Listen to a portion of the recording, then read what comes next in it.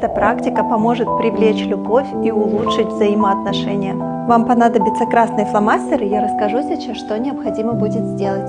На своей левой руке нанесите руну, которую я вам сейчас покажу. На левой руке прописываем руну Кана вот таким образом. И говорим, что в самые кратчайшие сроки я познакомлюсь с интересным, привлекающим мое внимание молодым человеком.